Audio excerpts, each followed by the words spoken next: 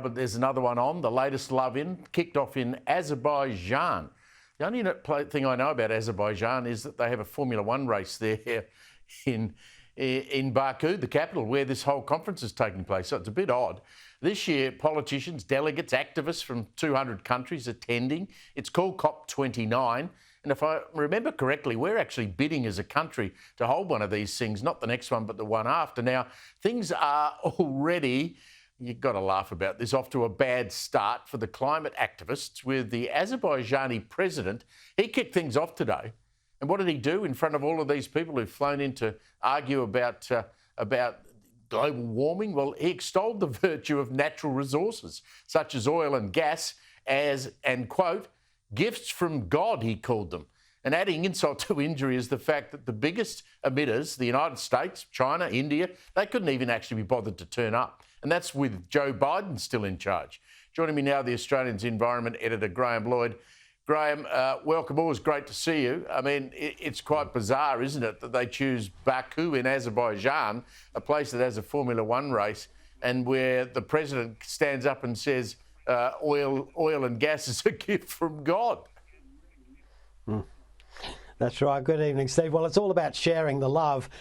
They choose a different region each year to host it, and this was the turn of that region, so Baku got it. And most people probably don't know a lot about Baku, but it's a big oil producer, and it's doing a roaring trade supplying hydrocarbons to Europe to make up for their shortfall from Russia.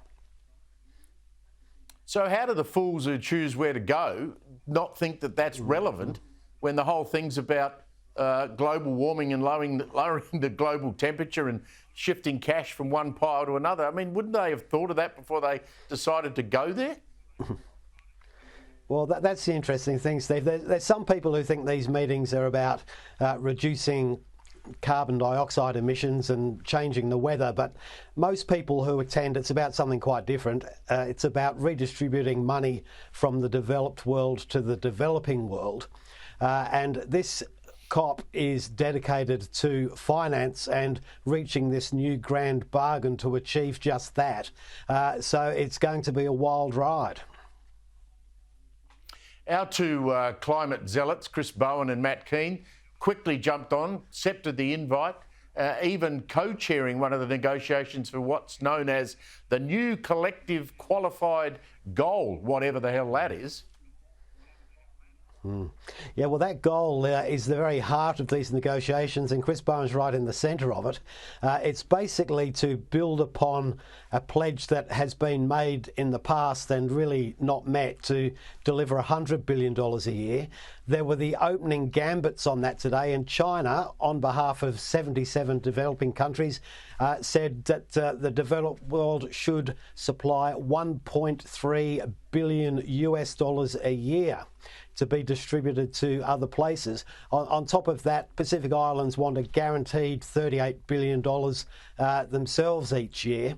And so it's a big job, and Chris Bowen's really got stuck right in the middle of trying to make that happen.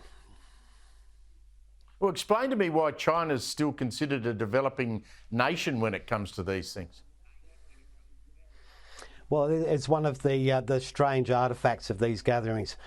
China is in the pool of non-developed countries.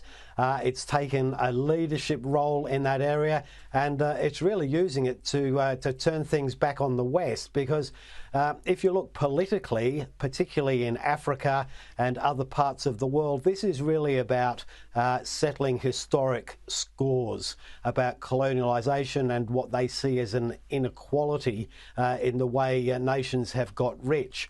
So China is in a very powerful position to exploit those feelings and turn it against the US and other places for its own advantage.